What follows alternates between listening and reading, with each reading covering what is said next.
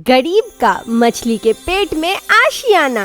आज जाल में कुछ जल्दी जल्दी मछली पकड़ में आ जाए तो जल्दी निकल जाओ, बाजार में बेच दूंगा उन मछलियों को और फिर घर चला जाऊंगा। राजीव एक मछुआरा था।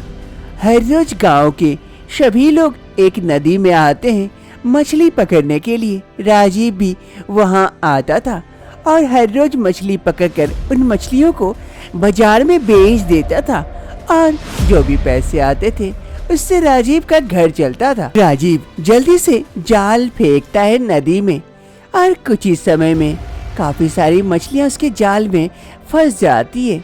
अरे आज के लिए इतना ही काफी है, ज्यादा लालच करना सही बात नहीं है, चला जाता हूँ। अरे राजीव जा रहा है क्या? हो गया मछली पकड़ना? अरे हाँ सुदेश, आज भर के लिए इतना ही काफी है, मैं जा रहा हूँ। फिर राजीव उन मछलियों को लेकर वहाँ से चला जाता है। राजीव उन मछलियों को लेकर गांव के बाजार में आ जाता है, टोकरी टोकरी में सजा लेता है और कुछ ही समय में गांव वाले पहुंच जाते हैं राजीव के पास मछलियां खरीदने के लिए। ताजे ताजे मछलियां देखकर राजीव की सारे मछलियां तुरंत खत्म हो जाती है। राजीव भी काफी खुश हो जाता है और खुशी खुशी घर की ओर चल देता है।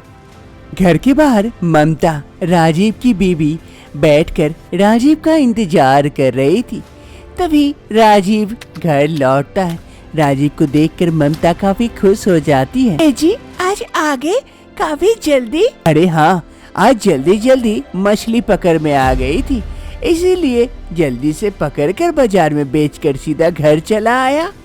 बड़ी भूख लगी है, कुछ खाने के लिए दे दो। अरे हाँ चलिए ना, जल्दी से हाथ मुंह धोइए, मैं तब तक खाना लगाती हूँ। फिर राजीव और उसकी बीवी ममता दोनों घर के अंदर जाते हैं। फिर घर के अंदर राजीव बैठता है खाने के लिए। ममता उसे खाना परोसती है और दोनों साथ मिलकर खाना खाते हैं। ऐसे राजीव और ममता की जिंदगी खुशी खुशी बीत रही होती है। हर रोज की भांति आज भी राजीव नदी आ जाता है मछलियां पकड़ने के लिए। काफी प्रयास करता है, बहुत बार जाल फेंकता है, लेकिन आज राजीव के हाथ एक भी मछली नहीं आ रही थी। राजीव काफी थक चुका था।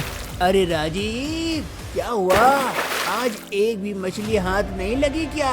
अरे नहीं यार, अभी तक नहीं लगी है, काफी थक चुका हूँ जाल फेंक फेंक के। इतनी बार फेंक चुका हूँ लेकिन मछलियाँ नहीं फंस रही है जाल में। क्या पता चालाक हो गई है शायद, अंतिम बार प्रयास करके देखता हूँ। फिर राजीव अंतिम बार जाल फेंकता है मन से और धीरे धीरे जाल को खींचता है। तभी जाल काफी भारी हो जाती है, वो खींच नहीं पाता है। अरे इतनी भारी हो गई, कितनी सारी मछलियां फंस गई, क्या कहीं जाल फंस गया? मैं खींच नहीं पा रहा हूँ। क्या हुआ राजीव, मछली फंसी क्या बड़ी सी? अरे नहीं पता, जाल तो काफी भारी हो गई है, खींच नहीं पा रहा हूँ, कोशिश करता हूँ। राजीव काफी प्रयत्न करता है और अंत तक जाल को खींच लेता है जिसमें काफी बड़ी मछली फंसी थी। राजीव देखकर खुश हो जाता है और जैसे ही मछली को ऊपर लेता है वो मछली बोल पड़ती है। अरे मुझे कुछ मत करो, मुझे छोड़ दो, मेरी जान बख्श दो, मुझे छोड़ दो, मुझे कुछ मत करो, मेरे छोटे छोटे बच्चे, मुझे छोड़ दो, मुझे छोड़ दो, मुझे मत मारो। राजीव उस मछली की बात सुन आश्चर्यचकित हो जाता है कि ये मछली कैसे बोल रही है। अरे मछली, तुम कैसे बोल पा रही हो और मैं तुम्हारी भाषा कैसे समझ पा रहा हूँ? कौन हो तुम और तुम्हें मैंने अगर छोड़ दिया तो आज हम क्या खाएंगे? एक भी मछली हाथ में नहीं फंसी है। तुम दूसरी मछली भी पकड़ सकते हो, मैं एक माँ हूँ, मेरे छोटे छोटे बच्चे घर में इंतजार कर रहे, मुझे छोड़ दो, जाने दो मुझे। उस मछली की बात सुन राजीव को दया आ जाती है और राजीव अंत तक उस मछली को जाल से आजाद कर देता है। जा मछली जा, अपने बच्चों के पास जा। भले ही आज मैं मछली ना पकड़ पाया लेकिन दिल से खुश हूँ। तू अपने बच्चों के पास जा। राजीव उसके बाद एक भी मछली नहीं पकड़ता है और वापस घर की ओर लौट जाता है। राजीव घर आकर अपनी बीवी ममता को सारी बातें बताता है। लेकिन जी ये कैसे संभव है? एक मछली कैसे बोल सकती है और उसकी भाषा आपको समझ में आ रही है? अरे हाँ ममता, ये बात सच है। वो मछली मुझसे भीख मांग रही थी अपनी जान की, इसीलिए मुझे काफी दया आ गई और मैंने उसे छोड़ दिया। आज आपकी एक भी मछली नहीं बिकी, आज हम क्या खाएंगे जी? अरे ममता, जो कुछ भी बचा हुआ है उसी को लेके आओ, वही खा के आज दिन काटते हैं। कभी कभी किसी का भला भी कर देना चाहिए, क्या पता कल वो किस रूप में आकर हमारी मदद कर जाए। हाँ जी, आप सही कह रहे हैं। मैं जो कुछ भी बचा हुआ है वो लेके आती हूँ। दिन बीतते हैं और अचानक से मौसम भी करवट बदलती है। चारों तरफ काले बादल छा जाते हैं और जोरदार बारिश शुरू हो जाती है।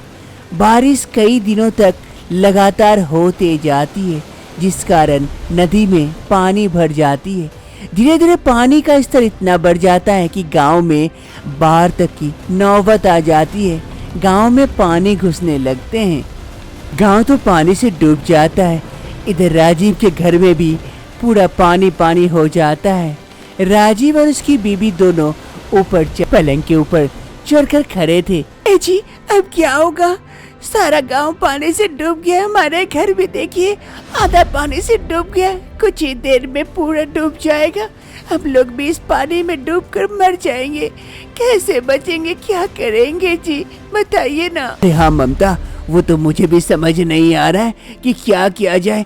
पानी इतना तेजी से बढ़ रहा है कि कहीं जा भी नहीं पा रहे हैं। धीरे धीरे जैसे ही समय बीतता है, पानी का स्तर काफी बढ़ जाता है और राजीव और ममता के आधा शरीर पानी में डूब जाता है। अब उसके पास कोई रास्ता नहीं था बचने का। वो दोनों काफी डर जाते हैं।